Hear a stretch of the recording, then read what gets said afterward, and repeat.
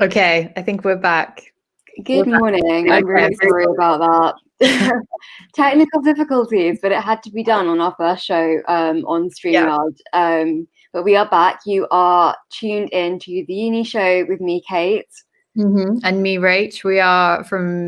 I'm in Swansea and you are in London. So it's quite amazing how this is happening. But here we are. We are sharing our top tips for working from home and enhancing productivity. How are you getting on, Kate? I know you've got loads of those assignments going on at the moment. I do, yes. So I have technically 3 deadlines on Monday. Luckily, I have extensions on these because uni's been so great about everything. I've been personally really struggling to focus at home. I think it was okay back in the beginning, the first lockdown. I think because it was so novel, I was finding it quite a lot easier to focus back then. I'm not really sure why. Maybe it was something to do with like warmer weather. Maybe I think was getting up a bit earlier. Just felt like my morning was slightly more productive. Exactly, it was lighter. I think as soon as the sun like goes down these days, I'm kind of my brain does switch off generally. So that is from around 4. So I find that I really need to kind of capitalize on the times I am mentally kind of awake and able to focus on things. But yeah, no, it has been quite difficult. I'm not going to lie. I think also as well as you say with the first lockdown, the obviously so many things are different now compared to then. But I think with the first lockdown, I think we've said this before, but there was definitely a sense of shock because, as you say, it was so new and novel, and no one really knew what was going on. And with that shock came I don't know. I felt like everyone was so together, and even though things were really, really bad, there was still an element of we can get through this and we can do this. We just have to. There was a lot more motivation and a lot more determination, I guess, with the first lockdown, because everyone was at home and everyone was everyone was in the same boat pretty much. Everyone was scared. Everyone was. Everything was so uncertain, so there was definitely an element of unity in that, and I think now we're how many months later, things just feel so different because with the first lockdown there was an element, as I said, there was an element of we can get through this, but now because it's been so long and it still feels like we're in the same place, or if anything we've taken 10 steps backwards. People just aren't anywhere near as motivated, as determined, and it's really I think on people's mental health and physical health. I think this Well, I think with the first lockdown, for me at least, there was kind of an element that once this is kind of done with and over, we will be like back to normal kind of thing. And I think it very quickly became clear that this would be like an ongoing, in out, shake it all about situation. And so that I've kind of lost that sense of urgency. Like apparently, I didn't actually know this. There was actually another clap for carers or clap for heroes on Thursday. I'd really actively encourage everyone to go out and do it if you can, if you have outdoor space. I didn't actually know it was even happening. So that's that kind of, in the first lockdown, that really kind of marked my week. It was the clap for carers on a Thursday. Now they've brought back clap for heroes. Although I have heard that it's been criticized. Why are we bringing it back now? Like, is this just a distraction from like how dire the situation is? Because we are in London, our rates are hitting the highest they've been since March, it is scary. And even amongst my friends, actually, like, luckily my friendship group, everyone is fine, and they're testing positive, but they are displaying no symptoms, but they are like key workers or their teachers, etc. But a lot of my friends are now testing positive actually in the last week. So it's that kind of like trickle effect. Now I'm kind of seeing it on my micro level. I'm like, like this must be really happening. Like it's really, really scary. And as you say, with the first lockdown, because everything was so uncertain, there was still an end goal in a sense, which was the numbers come down and then lockdown restrictions are eased, which is what happened. But as we've seen over the past few months, we've been in lockdown, then we've been out of lockdown, then we've been in lockdown again. But as we said, we don't want this to be a Debbie Downer show. We want to focus on the positive. And I think the end goal, much like with the first lockdown, with this lockdown, it is the vaccine. And I kind of think how bad things would be if we did not have this vaccine, because then it really would feel like there is no end to this. But at least with the vaccine and the different types of vaccine, the third one was rolled out, I think yesterday, Moderna's just been approved for use in the UK, which is brilliant news. So now we actually have a 3-pronged approach. And they're hoping to get the third vaccine rolled out, I think, on Monday, and to start vaccinating people as early as then. So it really, really is just remarkable just how quickly things have developed in the world of science, which I am definitely not a part of. No, well, I guess in terms of like the unpredictability of like the day-to-day now, my biggest tip from like working from home, studying from home, would be some kind of consistency. This is not to say that I am doing this. I'm kind of preaching, not having any ground to stand on here. But I think our wisdom. I think definitely for what does help me is kind of having like a regular sleeping pattern. If I go to bed at the same time, if I wake up at the same time, if I go to bed also at a reasonable time. So last night I knew that we would have the radio today, so I made sure I was in bed by, like 11, not, midnight gone, which is what I've been doing recently. It's pretty late. I mean, I think it's just kind of keeping that kind of routine going. Whether you are quite, into fitness and you start your day with like some kind of workout. I don't know if you've been doing any of those like home workout. Joe Wicks is back. We love Joe Wicks. Just following on from that, I would just echo having a routine, definitely. Which I think is a lot of people's downfall in lockdown, not through any fault of their own, but it's just when you're working from home every day, you can kind of get used to doing things a certain way, and that might not necessarily be the healthiest. So I think just sitting at your desk as you did from working properly, as in going to work in an office, just sitting down from 9 till 5 is not something that I would recommend. I would definitely recommend just having a routine. So kind of saying to yourself, right, okay, from this time to this time I will work. So from 9 till 11 I'm going to work flat out, and then from 11 till 11:10 I'm going to walk around, kind of thing.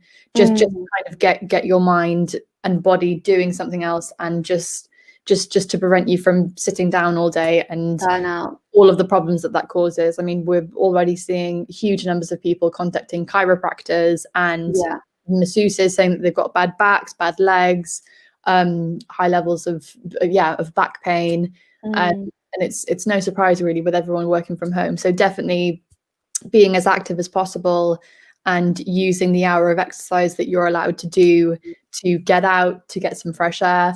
But also if you can't do that, obviously, because it's freezing cold at the moment, I don't know what it's like in London, but in Wales it's absolutely freezing.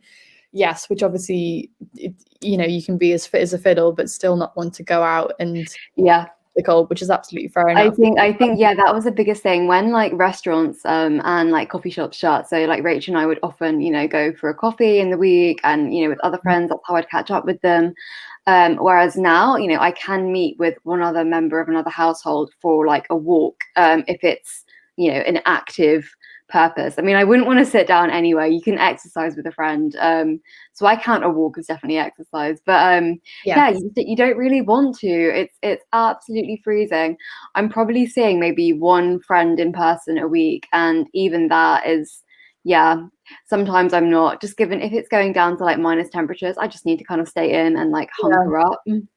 Absolutely and there's no issue in doing that, but I think I would definitely recommend getting out of the house at least once a day, because when you're in the house you can be doing things, you can be busy, but you should never underestimate the power of actually just going out and getting a walk in, whether it's walking by yourself, whether it's meeting a friend, obviously at a social distance, or just going by yourself and listening to a podcast, which is what I did yesterday. I walked for about an hour just listening to a fun, silly podcast, and it really, really, I came home feeling so refreshed and just like I'd run a marathon almost, which I obviously hadn't. But yeah, so definitely just having a routine, sleep, and I think sleep is like one of the biggest things for me personally, just in terms of like mental health and mental sanity.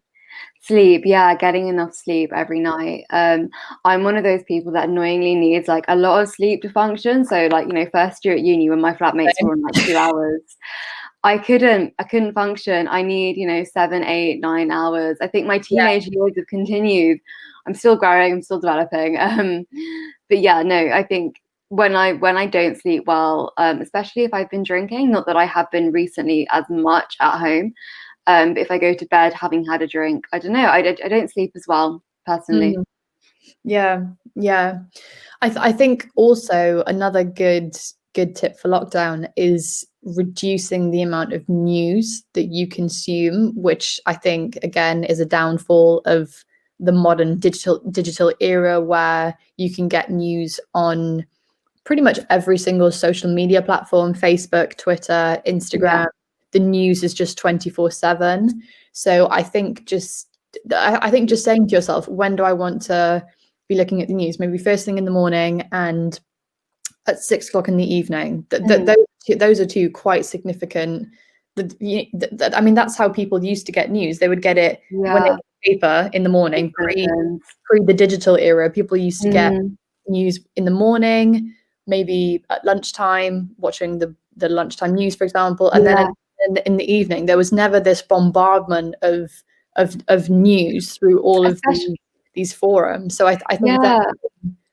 I'd say no, especially international. So I know that on Wednesday night I was up until about 1:30, 2 a.m. following the riots in America, just because obviously it was live there, but obviously here it was, you know, the middle of the night. But I was like avidly scrolling through Twitter, checking like the death rate and what was going on, and comparing like, you know, the violence in that riot compared to BLM protests.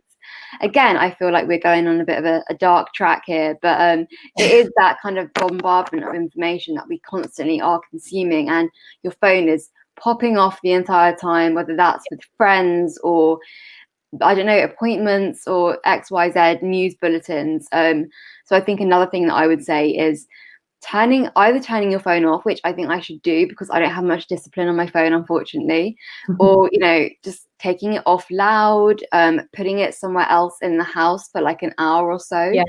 I know that like I'm very reliant on it. When I see my screen lights up, I'm immediately like checking who it could be. You know, the odds are it's not going to be an urgent thing that I need to deal with in that moment, unless it's like a doctor or something like that. But yeah, I think I am definitely way too reliant on like checking my phone in the morning when I wake up, seeing what friends are awake and stuff like that.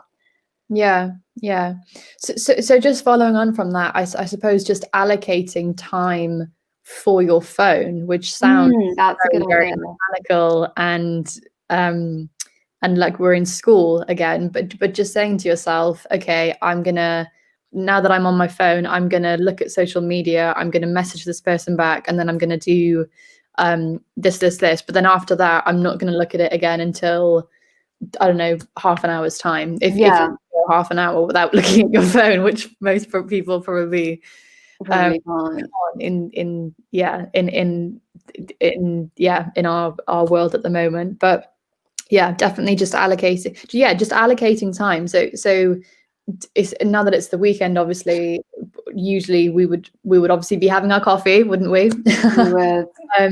But just saying to yourself, okay, from now until 11 o'clock I'm going to do a home workout, and that's obviously where Joe Wicks comes in. I haven't actually been doing any of his workouts just because I haven't either. I haven't. Yeah, I love Joe Wicks. I follow him on social media, funnily enough, but I haven't been doing his workouts just because he's cut down, actually, hasn't he? He's only doing Monday, Wednesday, and Friday now. And I think he's doing them at 9 o'clock in the morning.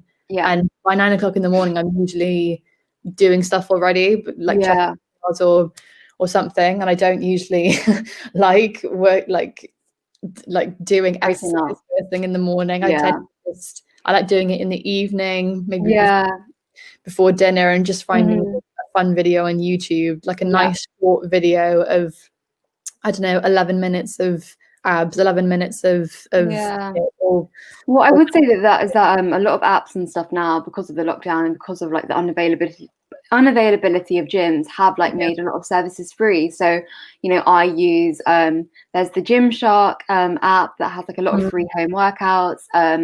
There's like various like Better Gym health apps, or Pure Gym has like a lot of free workouts that they're giving like anyone off the street to use, which is just, it's really, really good. And I find that it really does break up my routine, breaks up my day. It warms me up, which is nice. It's definitely a welcome part of my day when I'm trying to keep warm in the house. Absolutely. And it just, even though it can be as little as 10 minutes of doing abs, but just 10 minutes of just not, as we said, not focusing on work, not listening to the news, not answering your phone, just doing something for yourself can be really, really beneficial. And if anything, that's probably the best way to do it, rather than allocating an hour of exercise, which obviously you can do. Some people work like that, but actually just doing short little bursts of 10-minute videos, for example, can actually be really, really beneficial. It's the small incremental things that do build up after a while.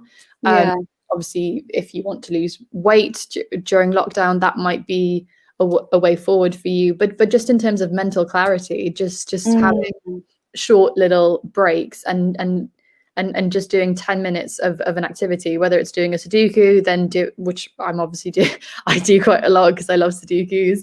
But yeah, just doing 10 minutes of different activities is a really good way of just keeping your mind busy, and keeping it active, and not necessarily doing what you used to do, which is just doing an activity solidly for several hours. Breaking it up is a really, really good tip, and it's definitely something that I would recommend doing. No, it's something that I'd really like to get into more. Sadly, I have too much to do for uni right now. Probably I could fit it in, but you know, I'm just wasting too much time on my Twitter feed. But it's to read more for pleasure. I know a lot of my friends have started reading a lot more because they are like probably unemployed graduates who are floundering around trying to get a job in a job market that has no jobs. So yeah, they're kind of taken to the books, which is great to hear. I'm a massive advocate of that, because a lot of my friends are very skeptical, book skeptics. There is so much out there. Like, you can order online, you can read online in a lot of cases. But I do know what you mean though when you say that, because I love to read as well, but I do find some days I just can't focus on anything, either because of what's going on in the world at the moment. I find it hard to concentrate on anything but the news at the moment, and worrying about, you know, everyone in the world at the moment, and just thinking about the people that I know and how this is going to impact them, and just thinking of my friends at uni like you at the moment, who are just doing it alone essentially, and just checking in with friends. I do think reading is a really, really good way of just distracting yourself, but sometimes the things that are most distracting are things that are actually going on in the world at the moment. If that makes sense. I'd say definitely if you can read like an actual book, I would definitely recommend that over a screen. I've been reading a lot of articles online for my course, which is obviously, it's amazing what they've put online. Like, they have just put books and books online on Google Play and all of those kind of sites. But I do find that I get some kind of like a headache by mid-afternoon. And I know it's not the coffee, because I have been giving myself a coffee detox in the last couple of weeks, because I know that it's not affecting me too well. My anxiety has been skyrocketing. But yeah, I just get a headache by the end of the day. So I would say if you can, you know, grab an actual book, that's definitely the better option. But I know that, you know, that involves having to buy it, or, you know, you can't go to the library these days, so it's a lot more difficult. Or if you can get it online, maybe seeing if there's any way that you can print it, for example. So not necessarily buying the book, but if you can get a PDF of the reading material, seeing if you can print it, either sending it to the library if you haven't got a printer at home, but obviously then that involves a bit of a journey to the library. But yeah, books are books are great usually, but it's weird, isn't it? Because I think the same about movies and TV shows, which are obviously a really great way to escape what is going on in the world at the moment. But I was thinking this the other day, it does feel like you are looking at it's almost like you're looking at a different world pre-COVID, and in some ways it's not actually that comforting, and it's not a distraction, because you just think, like, I was watching The Office recently, which is it's one of my favorite TV shows, the US Office. Controversial, but there we go. I know. I love the UK Office as well, but I do slightly prefer the US Office, which I know is so illegal, but I can't pass judgment. Can't say I've seen either, but there you go. Yeah, but I was watching it the other day, and it was just so odd. I mean, I love The Office usually, but it was so strange watching it in the current climate that we're in, because it does feel like the world has changed almost. Which it has. It really, really has. And I was looking at watching, all of these scenes, and also what's really weird is seeing past photos or past footage and seeing people so close together. Yeah, that's something that I'm always looking back and I'm like, they weren't very social distancing back then. It's crazy. Yeah, I was watching a TV show last night, and I remember thinking, I have to stop myself and say, oh wait, this was from 2019. This was, but it really does feel like you're watching a different world, doesn't it? Especially like reality TV, when you know that it must have been filmed like following guidelines, and you're like, oh, this is really, really weird. Yeah, and you just think as well, my gosh, it just feels like we had no idea what was coming, did we? The things that we take for granted. I can't remember the last person I hugged prior to my mum, which is really, really sad. Yeah. It's definitely a strange time to be living in. Yeah, but I think January is always quite a difficult month anyway, just coming the fun and excitement of Christmas, although that wasn't really the case this year because of everything that was going on. It's always a bit of a weird month, and to add to that, the news at the moment, I think it's very, very disheartening. It can be very dispiriting, but I think as we've said, we just need to focus on having a routine, taking care of yourself, and just taking care of your loved ones as well, checking in with friends. I've actually got another Zoom call this evening with some friends. I mean that's the only good thing that has come out of lockdown is that people are really making an effort to check in with each other. So I'm in a group chat with some friends of mine that I met quite a while ago, and we've been doing quite a lot of Zoom calls, and I'm very, very grateful that people are messaging to say, how is everyone, should we schedule kind of thing. I think it's so important. Just check in with your friends, even if you think they're fine, even if your mum, your dad, your brother, your best friend, your friend's brother, whatever, seems to be all right and seems to have it together. The odds are that they are struggling too, and that they would really appreciate just like a message to say, I'm finding it hard, and I don't have any mental health conditions, but I'm still allowed to have those feelings, and I'm still allowed to feel anxiety and depression with a small d. It's not, doesn't have to be like a diagnosed mental illness to need justification kind of thing. Yeah, and everyone has good days and bad days, and everyone has days where they're doing absolutely fine and they feel like they can conquer the world and that things are going well, and then it can hit you all of a sudden that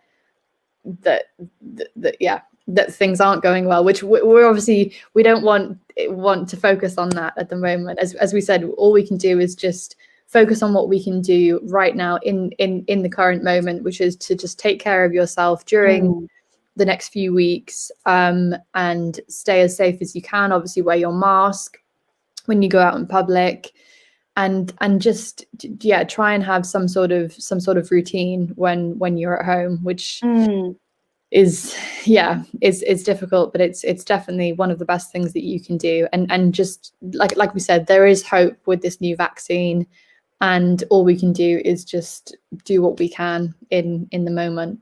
Yeah, something that my friend said to me that really stood out to me, which was quite a nice note to end on today, was, every time you're struggling and you want to hug your friend, or you want to go to the bar or the pub or whatever you normally do, or you want to travel to uni, just kind of think that your decision now is going to hopefully be saving a life somewhere down the line. Like, we all have a part to play. We are all making a difference.